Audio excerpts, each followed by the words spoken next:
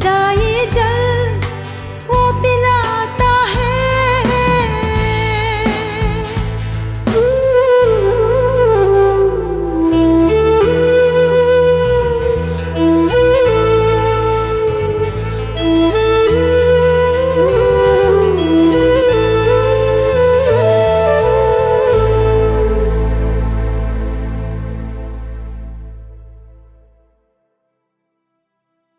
दोस्तों, आज हम भजन 23 पढ़ेंगे, साम 23।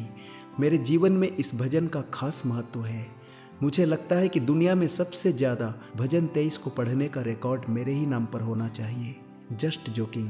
लगभग 3 साल हो गए मेरे हर एक दिन की शुरुआत इसी भजन से होती है।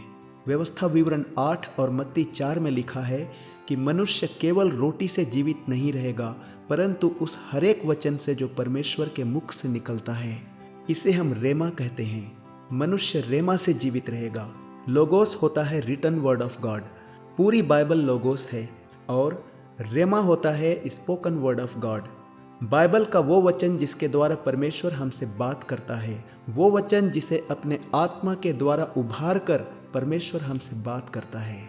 मनुष्य केवल रोटी से जीवित नहीं रहेगा, परंतु उस हर एक वचन से जो परमेश्वर के मुख से निकलता है। जब प्रभु का आत्मा मुझसे इस वचन के द्वारा बात करने लगा, तब मैंने इसे गंभीरता से लिया, क्योंकि मनुष्य केवल शरीर नहीं है। मनुष्य एक आत्मा है जो थोड़े समय के लिए नाशमान शरीर में रहता है। मैंने ध्यान दिया कि मैं एक बहुत बड़ी गलती कर रहा था।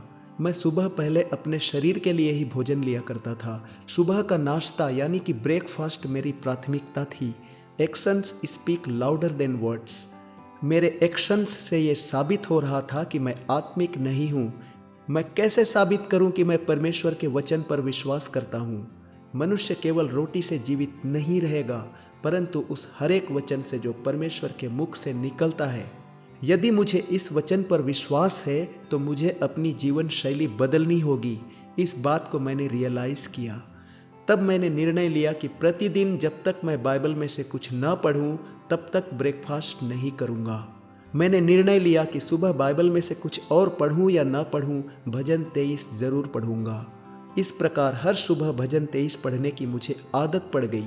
जब कोरोना का समय आया, लॉकडाउन का समय, तब मैंने भजन 23 के साथ साथ भजन 91 भी पढ़ना शुरू कर दिया।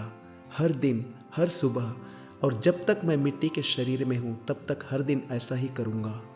साम 23 और साम 91 ये दोनों भजन मुझे बाई हार्ट हो गए, अच्छे से याद हो गए, मेरी आत्मा में छप गए। हर दिन सुबह बिस्तर पर ही लेटे हुए या बैठकर या अपने कमरे में वॉक करते हुए मैं बाइबल के इन दोनों अध्यायों को रिकॉल करता हूँ, अपने मन में दोहराता हूँ या बोलता हूँ।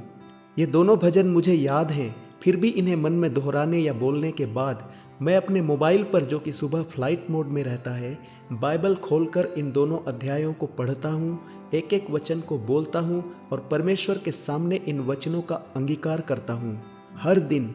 अगर मैं ये ना करूँ तो ब्रेकफास्ट नहीं करूँगा, क्योंकि मुझे आदत पड़ चुकी है।